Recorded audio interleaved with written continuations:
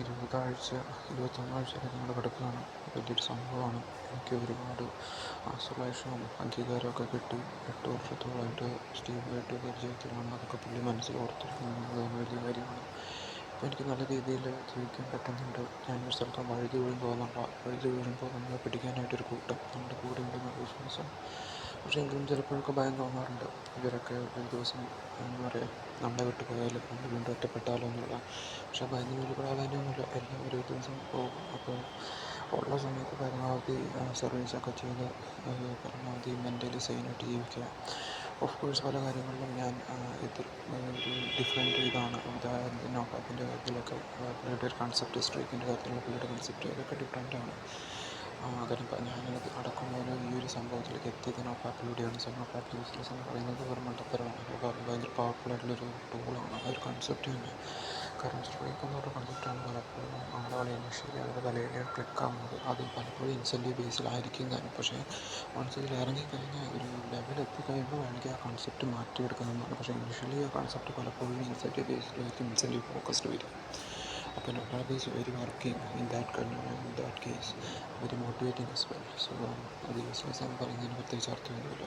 What our service അതിൻ്റെ ഒരു ഇതാണ്. അത് ഒരു ലെവലെത്തിക്കഴിഞ്ഞാൽ സർവീസ് ആയിരുന്ന ഒരു പർപ്പസും ജീവിതത്തിൽ നിൽക്കും.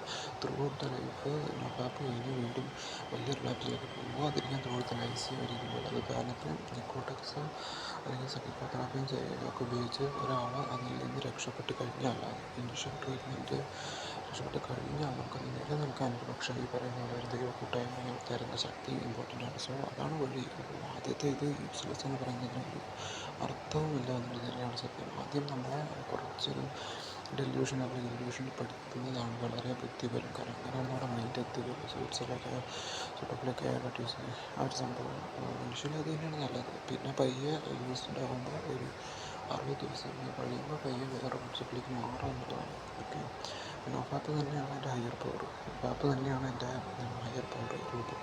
നോഫാപ്പ് വീഡിയോസ് കാണുക, നോഫാപ്പ് മാക്സിമം അതിനെപ്പറ്റി ചിന്തിക്കുക, പഠിക്കുക എന്നുള്ളതൊക്കെ തന്നെയാണ് എൻ്റെ ഒരു ഹയർ പവർ കൺസെപ്റ്റ്.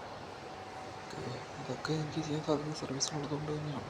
ഇപ്പോൾ ഫോക്കസ്ഡായിട്ട് ആ ഒരു ഭാഗത്ത് നിന്ന് വഴിതെറ്റാതെ എനിക്ക് പറ്റുമെങ്കിൽ തീർത്തും സർവീസ് കൊണ്ടാണ്. പലപ്പോഴും ഞാൻ റിലാപ്സായിട്ടുള്ളൊക്കെ സർവീസ് തന്നെ ഡെയിലി ചെയ്തുകൊണ്ടിരുന്നു. ആ സേവനമാണ് എന്നെ ശക്തിപ്പെടുത്താൻ എത്രനാൾ കാലത്ത് കൊണ്ടിട്ട് ഇപ്പോഴും നിലനിൽക്കാൻ സാധിക്കുന്നത്.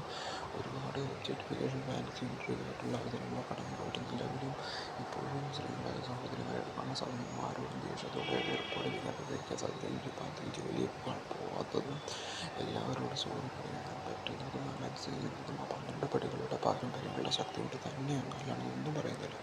സേവനത്തിൻ്റെ ശക്തി തീവ്രമാണ്. അത് ഭയങ്കര എന്താ പറയുക, അപ്പോൾ അത് തീർത്തും സേവനം വർഷങ്ങളോളം തുടരുന്നത് തന്നെയാണ് എൻ്റെ ജീവിതത്തിൽ. വളരെ ജീവിതം സേവനത്തോടെ ജീവിക്കുന്നത് തന്നെയാണ് എൻ്റെ ആഗ്രഹം. എന്നെ ഈ ഒരു പാതയിലേക്ക് എത്തിച്ചത് ദൈവമാണ്. ഈ പാത നമുക്ക് തുടരണം എന്നുള്ളതാണ്. പക്ഷേ ഈ പറഞ്ഞ പോലെ ഈ പാത ചുമ്മാതെ വെറുതെ ഞാൻ കൊടുത്തേക്കുന്ന ഒരു വാക്കാണ്. അത് ഞാൻ ദൈവമായിട്ടുള്ള കമ്മ്യൂണിക്കേഷൻ്റെ ഇടയിൽ മറ്റൊരാൾ ഇത് ആവശ്യമില്ല. പക്ഷേ അറ്റ് ദ സെയിം ടൈം ഈ പറഞ്ഞ പോലെ ഉള്ള കാര്യങ്ങൾ സംഭവം